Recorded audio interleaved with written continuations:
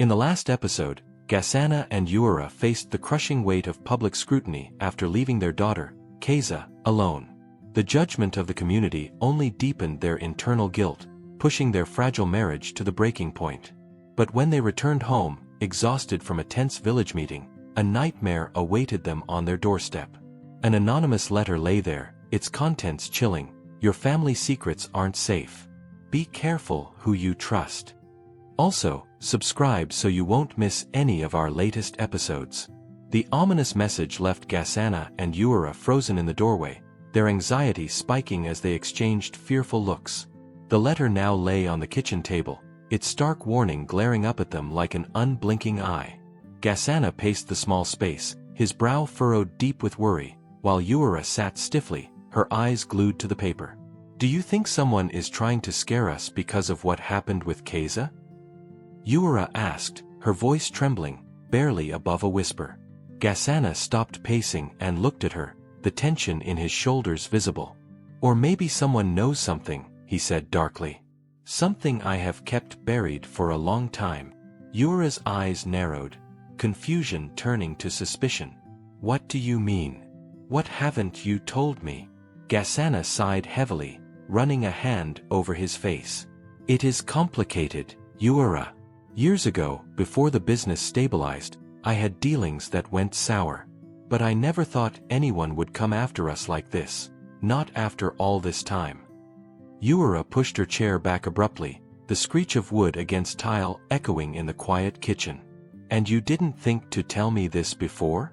You kept this from me, even with everything we have been through. I thought it was over, Ura. I didn't think it would ever come back to haunt us, Gasana said, his tone defensive but laced with deep regret. A sharp, authoritative knock on the door shattered the tension, making them both jump. Ura exchanged a panicked look with Gasana before getting up. She opened the door to see Nirabukara standing there, concern etched into her aged features. I came to check on Keza, the old woman said, stepping inside. And I heard there is talk going around the market again. Ura's face hardened, but she nodded and stepped aside. Keza is in her room, Ura said softly. But there is something we need to show you first. Nirabukara's eyes flickered with worry as she saw the letter on the table. She picked it up, her expression tightening as she read the words. This is not good, she muttered, looking up at Gasana. You need to find out who sent this. We will, Gasana said, though his voice lacked conviction. But we have no idea where to start. Nirabukara placed a reassuring hand on Ura's shoulder. The community may talk, but not everyone is against you. We will find out what we can. The next day, Detective Undayashimie, a tall, stern-looking man with keen, observant eyes, visited their house. He had heard about the rumored threats from a contact in the neighborhood. He walked in with an air of authority, his eyes scanning the room as he took in the tense faces of Gasana and Ura. So, you received a threat, Undayashimie stated, glancing at the note on the table. Gasana nodded. It was left on our doorstep 2 nights ago. And we have noticed other things, shadows, noises. Detective Undayashimie's brow lifted. And why wasn't this reported immediately? Gasana shifted uneasily. We thought it might be neighborhood kids, or just some random act of vandalism. We didn't realize it could be connected. Connected to what, Mr. Gasana? Undayashimie's eyes were sharp, catching the slight hesitation in Gasana's response. There were some business issues I had years back, Gasana admitted, looking at the floor. Disagreements that didn't end well. Ura crossed her arms tightly. Which he never told me about, she added, her tone biting. Undayashimie looked between them, then nodded once. We will need more details. But for now, stay alert. If you receive another threat or notice anything strange, call me immediately. He handed Gasana a card with his contact information. We will do our best to get to the bottom of this. That night, Ura lay in bed, staring at the ceiling. The house was quiet, but her mind buzzed with questions and fears. Gasana turned to face her, the silence between them thick and suffocating. "Yura, I know I should have told you everything before," Gasana said softly. "But I need you to trust me now." Yura's eyes flicked to his, her gaze hard. "Trust isn't something you just ask for, Gasana. You earn it.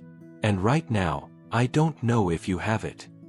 The tension hung between them until a noise outside broke it, a metallic clang, followed by heavy footsteps.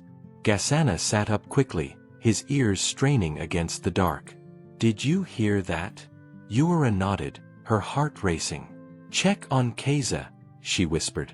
Gasana slipped out of bed and moved down the hall to Keza's room. She was asleep, her small chest rising and falling in a steady rhythm. He felt a brief moment of relief before another noise, closer this time, snapped him to attention. "Yura, call Undayashimie," he said, his voice low but urgent. Before Yura could reach for her phone, the living room window shattered. Glass sprayed across the floor with a violent crash. Yura gasped, stepping back as Gasana rushed to block the hallway. A dark figure appeared through the broken window, their silhouette menacing against the moonlight. "Stay back!" Gasana shouted, his voice shaking but projecting strength. The intruder paused, assessing the situation, then retreated suddenly, the sound of hurried footsteps echoing as they fled into the night. The silence that followed was deafening, broken only by the ragged breathing of Gasana and Yura. Moments later, Detective Undayashimie's voice crackled through the phone. "We are on our way. Don't touch anything until we get there." Detective Undayashimie and a team of officers arrived within minutes, securing the area and inspecting the damage. Undayashimie pulled Gasana aside as the officers collected evidence. "Any idea who would want to scare you like this?" Undayashimie asked, his tone probing. Gasana clenched his jaw. "It could be someone connected to Kamenyi," he admitted. "We had a falling out years ago. He lost a lot because of a deal that went south." Undayashimie's eyes narrowed. "Kamenyi? The supplier?" Gasana nodded, a shiver running down his spine at the name. "Yes. He always blamed me for what happened. But I thought he had moved on." Undayashimie's face darkened. "Kamenyi is not the type to forgive or forget. If he is involved, you and your family are in real danger." Yura, overhearing the conversation, felt her knees go weak. "What does this mean, Gasana?" she asked, fear threading through her voice. "It means we need to be ready," Undayashimie said firmly. "This isn't just about a grudge. Kamenyi has resources. People who will do his bidding. We will post surveillance around your house, but you need to stay vigilant." The next day, Keza sat at the kitchen table, drawing with colored pencils. She looked up at her parents, sensing the tension but not fully understanding it. "Mama, is everything okay?" she asked, her voice small and uncertain. Yura walked over, forcing a smile. "Everything is fine, sweetheart. We are just making sure we are safe." Keza nodded, but her eyes remained troubled. "Can Naira Bukara come over today?" Yura glanced at Gasana, who nodded. "Of course," Yura said. "She will be here soon." As evening fell, Naira Bukara arrived, bringing a sense of calm to the house. She sat with Keza, telling traditional stories and keeping her distracted, while Gasana and Yura spoke in hushed tones in the kitchen. "We need to talk to Mugisha," Gasana said. "If Kamenyi is involved, Mugisha might know something." Yura crossed her arms. "You really think your brother will help? After all these years? He has always held a grudge against you, Gasana." "We don't have a choice," Gasana said, determination hardening his voice. "If he has any information, we need it." The next morning, Gasana and Yura drove to Mugisha's house, a modest place on the edge of town where the paved roads turned to dirt. Mugisha answered the door with a wary expression, his eyes narrowing when he saw Gasana. "What do you want?" Mugisha asked, his tone clipped. "We need to talk." "It is about Kamenyi," Gasana said. Mugisha's eyes widened, and for a moment, fear flickered across his face before he masked it with a scowl. You brought this on yourself, Gasana. You were always too proud to admit when you were in over your head. I know, Gasana said, his voice low. But my family is being threatened now. If you know anything, please tell us. Mugisha hesitated, glancing at Uera who stood beside Gasana with pleading eyes. He sighed and opened the door wider. Come in. There are things you need to know. Mugisha's house was dimly lit, the curtains drawn tightly to keep out the harsh afternoon sun. The air inside felt heavy, thick with years of unspoken words and old grudges. Gasana shifted uncomfortably on the worn-out couch while Uera sat beside him. Mugisha leaned against the wall, arms crossed. The resemblance between the brothers was evident.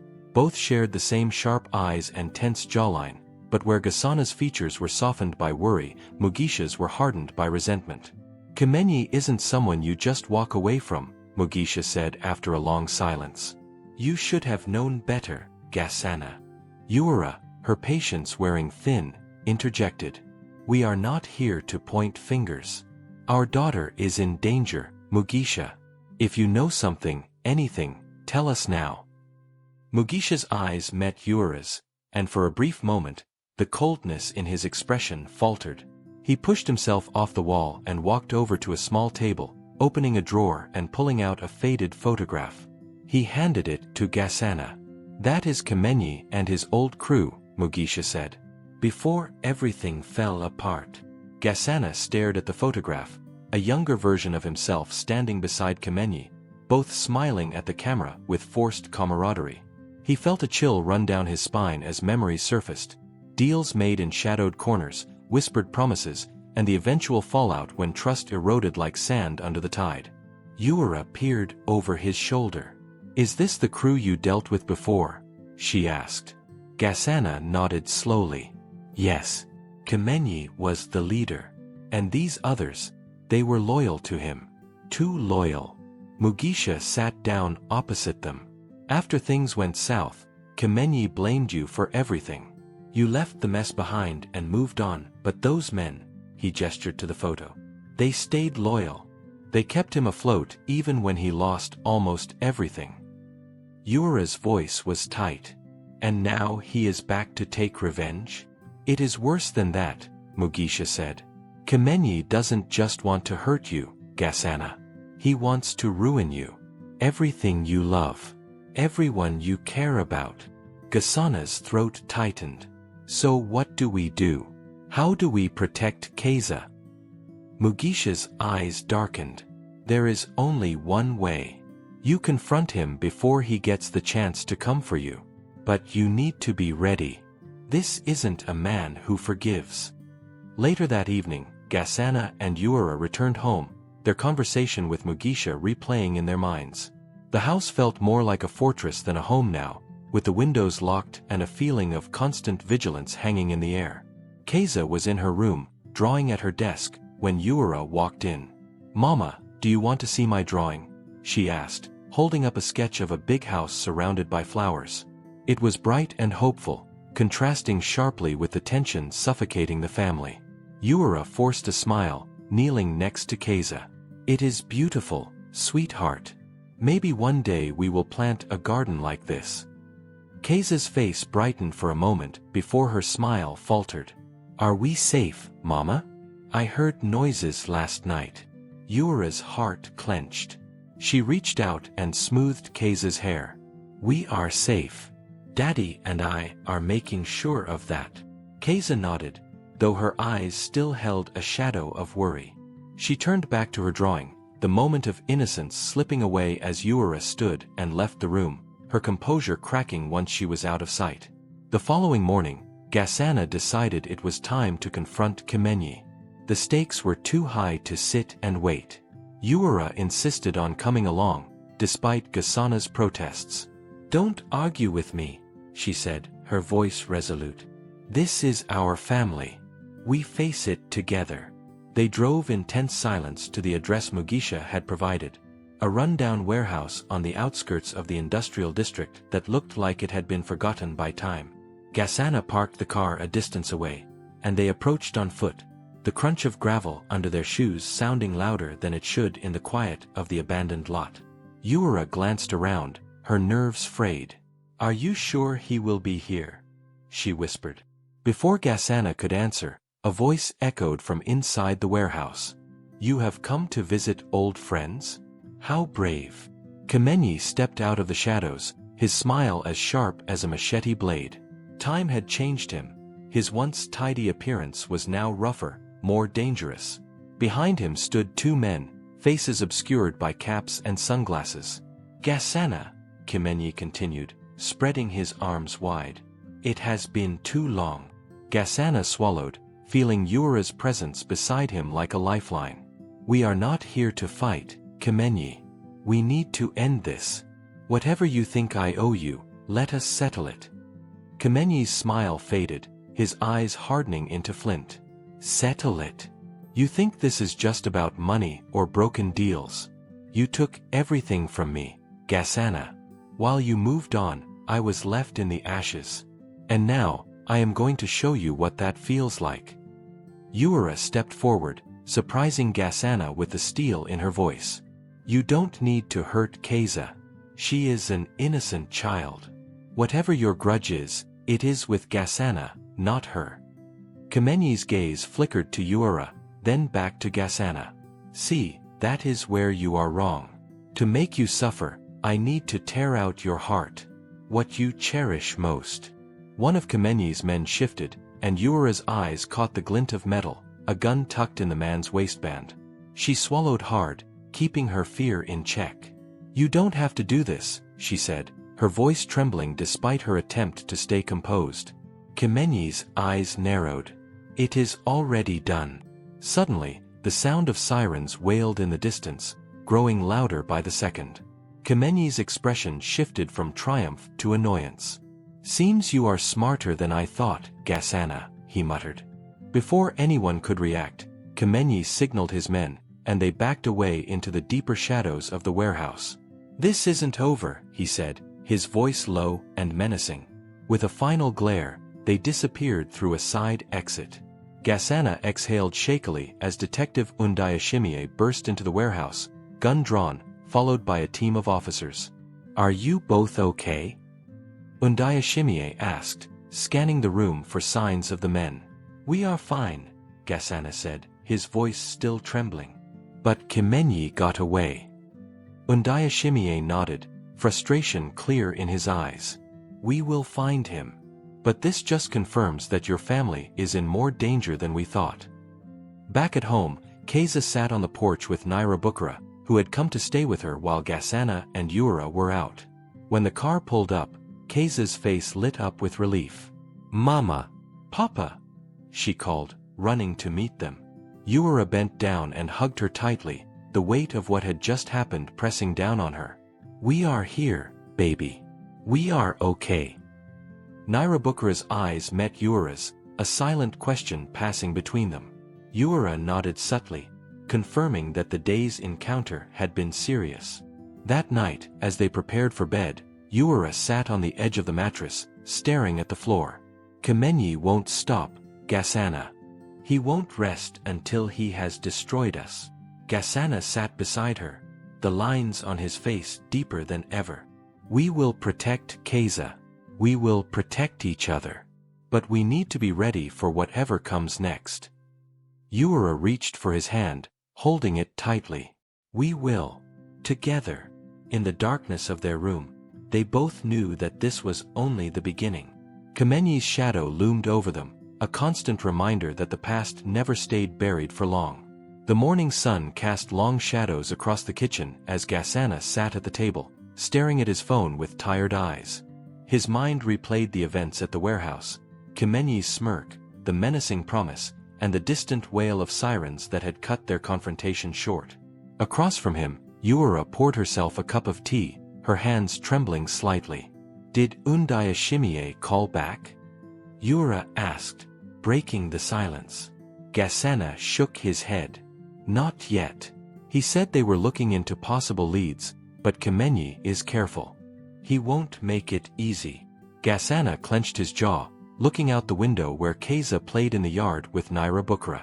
The sight of his daughter laughing, oblivious to the danger around them, made his resolve harden. I won't let him touch our family. Detective Undayashimiye arrived later that morning, his expression serious. We searched the warehouse, but they cleared out before we could get there. It is like they knew we were coming. Ura's eyes narrowed. They did know. Kimenyi must have someone on the inside. It is the only way he could have escaped so fast. Undayashimiye's eyes met hers, a flicker of understanding passing between them. We are looking into that possibility. But Gasana, we need to know more about Kimenyi's operations. The deeper we dig, the more dangerous this gets. Gasana leaned back. I cut ties with that world years ago. I don't know who is loyal to him now. But you know someone who might, Undayashimiye said pointedly. Your brother, Mugisha. Gasana nodded slowly. I will talk to him. The air was thick with tension as Gasana and Ura stood on Mugisha's porch later that day. Mugisha opened the door, his face shadowed by skepticism. Back so soon? We need more information, Gasana said, not bothering with pleasantries. Kimenyi is planning something bigger, and you know how he thinks. Mugisha's eyes narrowed. I told you everything I know. Ura stepped forward. Mugisha, this isn't just about Gasana. It is about Keza. She is in danger. You have a niece who could be hurt if we don't stop Kimenyi. Mugisha's jaw tightened, and for a moment, the hardness in his eyes softened. He looked at Ura, then at Gasana, before exhaling sharply. There is one person who might know Kimenyi's movements. Sibamana. An old associate. But he is unpredictable, and he won't talk easily. Where can we find him? Gasana asked. He runs a mechanics shop downtown. Be careful. Sibamana is not someone who likes surprises. The mechanics shop was a maze of broken cars and greasy tools. The air smelled of oil and sweat, and the constant clanking of metal against metal filled the space. Gasana and Ura walked in, their eyes scanning for any sign of Sibamana. A man with muscular arms and a face hardened by years of street life emerged from under a car hood. This isn't a place for window shopping. What do you want? Gasana stepped forward. We need to talk, Sibamana. Recognition flashed in Sibamana's eyes, followed by a smirk. Well, look who decided to crawl out of the past. Gasana, I thought you were done with us. I am, Gasana said firmly. But this is different. It is about Kimenyi. We know he is planning something, and we need to know where he is hiding. Sibamana chuckled, the sound sharp and cold. Kimenyi doesn't stay in one place long. And even if I knew, why would I tell you? He has got people everywhere. Talking would be a death sentence. Ura stepped forward, determination flaring in her eyes. We are not asking for favors, Sibamana. We are asking because an innocent child's life is at stake. You don't owe us, but you don't owe Kimenyi either. Sibamana's smirk faltered. He sighed, glancing around before leaning in closer. I don't know where he is now, but last I heard, he was moving between an old factory near the river and a warehouse near the train tracks. If you are going after him, you had better watch your backs. Back at home, Gasana and Ura sat in the living room processing what they had learned. We should tell Undayashimiye, Ura said. A knock at the door startled them both. It was Naira Bukara, her eyes wide with worry. I came as soon as I heard, she said, stepping inside. Heard what? Ura asked, her pulse quickening. There was an incident at the school today, Naira Bukara said, glancing at Keza. One of the teachers saw a man watching the children from the fence. By the time they called security, he was gone. Ura's heart thudded painfully. Did they see who it was? Naira Bukara shook her head. No, but they said he was wearing a cap and he drove off in a dark car. Gasana's face darkened. Kimenyi is sending a message. That night, the sound of shattering glass echoed through the house followed by Keza's scream. Gasana bolted upright, grabbed a bat, and ran into the hallway. In the living room, a brick lay on the floor surrounded by shards of broken glass. A piece of paper was tied to it. Gasana picked it up, his hands trembling as he read the hastily scrawled message. "You are running out of time. Leave or next time it will be worse." Ura's eyes filled with fear as she hugged Keza tightly. "We need to get out of here," she whispered. "Now. We will go to Mugisha's," Gasana said. "It is the only place Kemenyi won't expect." As the family packed quickly, Detective Undayashimiye arrived.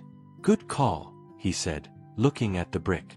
"I will have officers posted here, but you are safer moving for now." Gasana locked eyes with him. "Find him, detective. Before he finds us." "We will," Undayashimiye promised.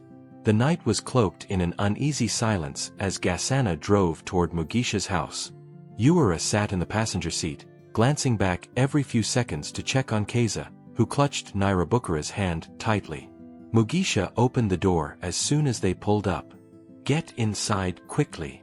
Once they were inside, Mugisha locked the door. "Tell me what happened." Gasana handed him the note. Mugisha read it with a scowl. "He is sending a message." "We know that," Ura said. "The question is, what do we do now? We can't keep running and hiding." Mugisha's eyes flickered with something unreadable. "You won't have to," he said finally. "There is a way to draw Kemenyi out. But it is risky." "What are you talking about?" Gasana asked. Mugisha leaned in closer. "Kemenyi has a safe house near the old train tracks. If you can force him to come to you, you might have a chance to confront him on your terms. Set a trap. Leak false information that you will be at a certain location unprotected. He will take the bait." The plan was set in motion. The next day, Detective Undayashimiye arranged for controlled leaks. Officers would be stationed discreetly nearby. As night fell, Gasana sat alone on a worn-out chair at the center of an abandoned community center, his heart thudding loudly. Ura, Mugisha, and Undayashimiye waited in a surveillance van. "He's here," Undayashimiye said, watching the monitor. Kemenyi stepped out of the shadows, flanked by two men. "Brave of you to show up alone," Kemenyi said, his smile cruel. "Did you think I would fall for such an obvious trap?" "This ends now, Kemenyi," Gasana said, standing up.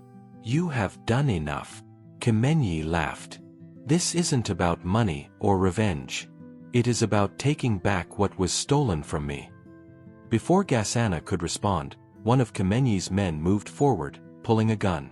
"Drop your weapons," Undayashimiye shouted, storming in with his team. The room erupted into chaos. Gunshots cracked through the air. Kemenyi tried to escape but was tackled by Undayashimiye. "It's over," Gasana exhaled, as officers pinned the men down. But Kemenyi, face pressed to the floor, spat out one last threat. "This isn't over, Gasana. You will never be free of this." Hours later, back at Mugisha's house, Undayashimiye delivered sobering news. Kemenyi is in custody, but he wasn't working alone. "We found documents suggesting he is part of a network. This might be bigger than we thought." "So it isn't over?" Gasana asked. "No," Undayashimiye said. "But we have dealt a major blow." The next morning, Mugisha looked troubled. "I have been thinking about what Undayashimiye said. If there is a network, we need to find who is pulling the strings. Sabamana might know more." Gasana and Ura returned to the mechanic shop. Sabamana looked terrified when he saw them. "I told you not to come back." "We need names, Sabamana," Gasana said. "Who is behind Kemenyi?" Sabamana sighed, looking around nervously. "There is one name. Rujima. He funded Kemenyi's rise. If Kemenyi is in jail, Rujima will want to tie up loose ends." "Where can we find him?" Ura asked. "You don't find Rujima. He finds you. But he frequents an old club on the south side." The club was neon-lit and loud. Gasana, Uera, and Mugisha spotted Rajima at a corner table, a man in a sharp suit, radiating cold power. A guard approached them. "Mr. Rajima would like a word." They followed. "Gasana, Mugisha, and Uera, is it?" Rajima said smoothly. "What an unexpected pleasure. We know you are behind Kimenyi," Mugisha said. "It ends here."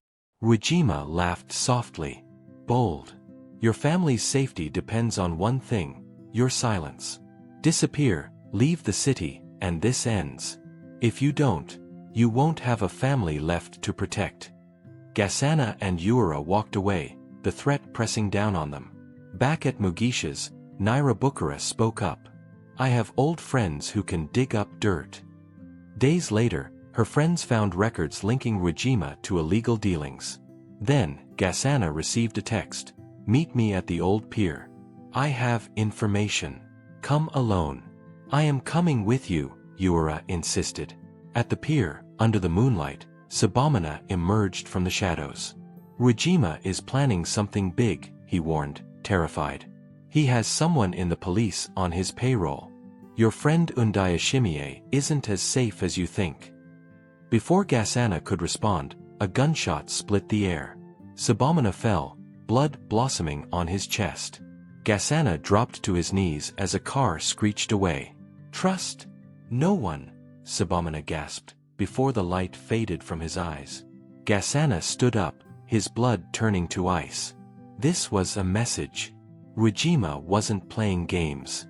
And now, more than ever, Gasana knew that if they didn't act quickly, their family would be next. Thanks for watching. If you enjoyed the story and you want a part 3 finale, comment part 3 in the comments and share the video with your friends and family. Also, subscribe so you won't miss any of our latest episodes. Here is another interesting story to watch. Click to watch now.